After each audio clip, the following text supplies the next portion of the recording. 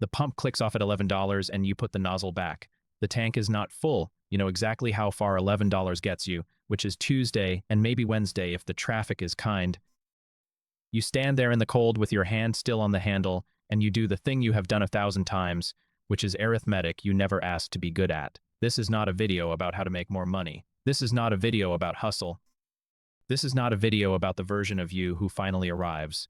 This is a video about what each number feels like from the inside, what it buys, what it quietly takes, and who you become on the way up. 9 levels, $20,000 a year to $1 million.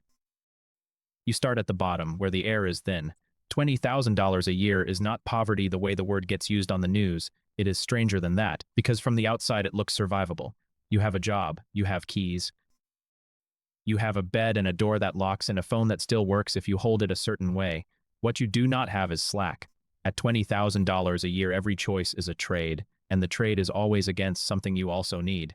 The dentist against the tires against the power bill. You learn the exact day the power company sends the second notice, and you learn that the second notice is not the real deadline, and there is a specific kind of shame in being good at that. You shop with a calculator running in your head. You put the chicken back. You know which checkout line has the cashier who does not look at what you put back. Your body starts keeping the books for you, in your jaw, in your shoulders, in the 4 a.m. ceiling stare where you run the same numbers again, as if this time they will come out differently. Here is what nobody tells you about this level. It is not that you are stupid at $20,000 a year. You are sharp. You are solving a live problem every single day with no margin for error, and it takes everything you have, and at the end of it you have nothing to show, because the reward for solving it perfectly is that nothing breaks. That is the whole prize. Nothing breaks. And people will tell you to make a budget. You already have one. It is not written down because it lives in your body, and it is more accurate than anything an app would hand you, and it has one line that never gets funded, which is anything further away than a month. At $20,000 a year, you do not have a future, you have a next week. Plans stop being plans and become bets. Somebody asks where you want to be in 5 years, and the honest answer is that 5 years is a word other people use, so you say something reasonable instead, and you go back to work. $35,000 a year, and you exhale, not deeply.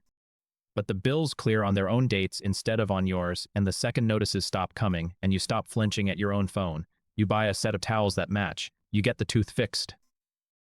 And you notice something almost funny, which is that stability does not feel like joy, it feels like quiet. The quiet is nice for about 3 weeks. Then you start listening to it, and you hear what is underneath, which is that all of this holds only as long as nothing happens. 1 transmission. 1 hospital visit. 1 month of reduced hours, and you are back at $11 at the pump. So you carry the fear differently now. You keep it folded. At $35,000 a year, you are not drowning. You are treading water in a pool with no ladder, and the whole job is to not get tired. This is the year of the Sunday dinner. Your mother's kitchen, the chipped blue plate, the chair by the radiator that is somehow always yours.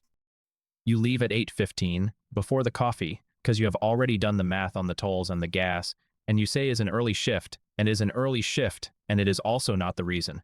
Remember that table. You will come back to it. That was also the year of the loading dock, where a guy named Ray worked the same shift with the same bad radio and the same laminated badge, same wage, same starting line. Hold on to him too. $50,000 a year is the loneliest number on the list, and almost nobody says so. On paper, you made it. You did everything the way you were told to do it. You showed up, you were reliable, you got the raise, you have a card that works, and a place with a bedroom door. And still on a Wednesday, sitting in your car in the parking lot before you go inside, you get the thought that follows people for decades. This is it. This is what it feels like. $50,000 a year buys you competence, and it does not buy you room. You can absorb a small emergency. You cannot absorb 2. You can go to the wedding. You cannot go to the wedding and take the days off unpaid. And because you are no longer in visible pain, nobody asks how you are doing anymore, and you stop having a language for it. That is the tax at this level, and it does not appear on any statement. Recognition arrives, and it comes with the feeling of being told a joke everyone else understood earlier. Now watch what happens when the numbers get bigger, because this is where the story stops being about money and starts being about mechanism. $75,000 a year is where the noise stops. That is the honest way to describe it. For years there has been a sound in your head, a background hum made of due dates and balances and small hostile arithmetic, and at $75,000 a year somebody reaches over and turns it off. What is left is silence, and in that silence, for the first time since you were a teenager, you can hear what you actually want. Some people find that thrilling. A lot of people find it unbearable, because it turns out wanting things was the part they had outsourced to survival. You start reading again. Take a walk that has no destination. You have a Saturday where nothing is being solved, and you meet the first honest surprise on this ladder, which is that the thing you were buying all along was not the towels or the tires. You were buying sleep. And you get slower in a good way. You stop canceling on people. You find out that you are funny, that it was there the whole time under the arithmetic, and that it took $75,000 a year to dig it out. That is a strange thing to say out loud, and it is true for more people than will admit it. Then $100,000 a year, the number people say out loud, the number that means arrived. And you get there and you brace for the feeling, and the feeling does not come. Your rent went up. Your friends got more expensive. A third of it disappears before you ever see it, and let us call that a third an example rather than your actual bracket, because everybody's paperwork is different. What lands in your account is good. It is not transformation. You are still driving the same road to the same building, and you sit with the strangest disappointment of your adult life, because a number you spent 10 years chasing turned out to be a Tuesday. Here is the part that is easy to miss. Nothing went wrong. The number did exactly what a number does. What went wrong is that you had loaded it with a job it cannot do, which is to tell you that you are safe, that you are enough, that the arithmetic in the car in the parking lot is finally over. Money cannot say that. It has no vocabulary for it. $150,000 a year, and now something genuinely changes, and it is not comfort, it is optionality. You can say no. That is the entire feature. You can turn down the project, leave the job, book the flight in the same week you decided to take it, fix the thing on the day it breaks. Time becomes something you buy instead of something you spend, and once you have tasted that, you understand that everyone below this line is paying for their money with hours and calling it a salary. And here is where the story turns, and I want to be exact about it, because this is the hinge of the whole video. Up to now it has felt like this happened to you. Wages happened, rent happened, raises arrived like weather.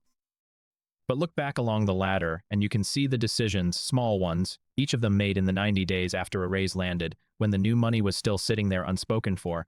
Every level did not just pay you more. Every level asked you a question, and you answered it, usually without noticing. 20,000 asked what you could survive.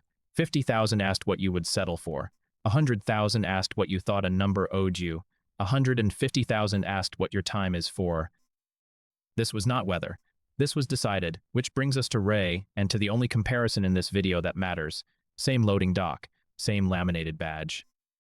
Both of you cross $50,000 a year at 28, within 4 months of each other, and from the outside your lives are indistinguishable. One variable separates you, and is not discipline, and it is not intelligence, and it is not some story about who wanted it more. The variable is what happens to a raise in the first 90 days after it arrives. Ray spends his forward. Every increase becomes a floor he now stands on, a nicer lease, a newer car, the round of drinks he can finally pick up without doing math at the table. And I want to be careful here, because everything Ray bought was real. He was not tricked. He took a decade of going without, and he converted it into a life he could feel immediately, and there were years where he was happier than you were. You spend yours backward, into the thing you had never had, which is room, not investments as a personality, just room. Say the money you set aside grows at 7% a year, and take that as an example and not a promise. The point is not the rate. The point is that raises bought objects and your raises bought choices, and objects have a maintenance cost and choices compound. 15 years later, both of you are doing well, and you are living in different centuries. So run them forward. $250,000 a year and you are at altitude. The problems are still problems, but they are new problems, and that is disorienting. Nobody in your family has these problems. You are talking about structures and vesting and whether to buy the building, and a part of your brain is still standing at a pump in the cold. This is where the trap is, and it is not a dramatic trap, it is just a soft one. The life expands to fit the number, it always fits. You do not decide to spend more, you simply stop deciding at all, and the spending walks in through the door you left open. You hear it in your language too. You stop saying you cannot afford something and start saying it is not worth it, which sounds like judgment and is sometimes just cover. And the people around you start changing, because at $250,000 a year you are selecting them by schedule instead of by history. The friend who is free on a Thursday wins. The friend who has known you since the dock does not. $500,000 a year and money goes invisible. You do not check prices. You cannot feel the cost of a dinner. A washing machine dies, and it is not an event, it is an errand. You start hearing yourself explain things you never used to have to explain, like why you were not at the thing, and the explanation is always true and never enough. And exactly here, as money stops being visible to you, something else starts going invisible too, and this is the part the ladder never advertises. Your income curve keeps rising and the number of people who can still reach you starts falling, and the two lines cross somewhere in this year, quietly, without a notification. Old friends stop inviting you, not out of malice, because they assume. Family speaks to you a half step more carefully. Every conversation about a hard month becomes a conversation you can only listen to.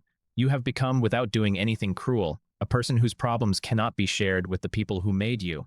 $1 million a year is not the top of a mountain. It is a room with very good glass. Everything is handled, everything is smooth. The friction that shaped the first 30 years of your life has been removed so completely that you have to go looking for resistance on purpose, which is why people at this level start climbing actual mountains and getting up at 4 in the morning to hurt themselves in gyms. And I am going to be plain about what the money did, because a video that lies to you here is worthless. It did buy your mother's surgery without a payment plan. It did buy the years back that you would have spent frightened. It did buy you a body that is not being slowly disassembled by a job. It did not buy the version of you who is easy to be around. It did not buy the Sunday table back. It did not buy the ability to be told the truth by people who now think you have graduated out of hearing it. And this is where you get in the car and drive to your mother's house. You can afford the flight, the driver, the whole thing, and none of that is the hard part. The hard part is the chipped blue plate and the chair by the radiator and finding out whether anybody stets it, because the years you spent climbing were also years, and they were spent. You sit down. You stay past the coffee this time. It takes maybe 40 minutes before the conversation stops being careful, and when it does, you understand that the thing you were buying at every single level, from $11 at the pump to $1 million a year, was permission to be present, and that you could have taken more of it earlier than you did. Ray comes over on the Sunday. His car is older than yours, and his laugh is exactly the same as it was at the dock, and he tells you about his kid, and neither of you performs. Nobody won. You bought different things with the same starting line, and you both got what you paid for, and the only mistake either of you made was believing the number would arrive with an announcement. So here is what the ladder actually looks like from the top. Money removes problems in a fixed order, and it removes them from the bottom up. First it buys food, then it buys sleep, then it buys time, then it buys distance, and distance is the one nobody asks for. Every level pays out in relief, not in joy, and relief has a short half-life, which is why the feeling of arriving never lasts and never has. The raise is not the event. What you do in the 90 days after the raise is the event. And the number that ends up mattering in your life is not the one on your contract, it is the number of people who can still tell you the truth. Which level did the noise stop for you, and did you notice the week it happened, or only years later, looking back? Tell me in the comments, because I think most people only find out afterward. And when you next stand at a pump in the cold, watching the numbers climb, I hope you notice that the arithmetic in your head has gotten quieter, and that the quiet was the point, and that you are allowed to stop the pump early for reasons that have nothing to do with fear. This video is for education and entertainment only, and it is not financial advice. Any rates or figures used here are illustrative examples, not predictions and not promises. Your situation is your own, so do your own research and talk to someone qualified before you make a decision with your money.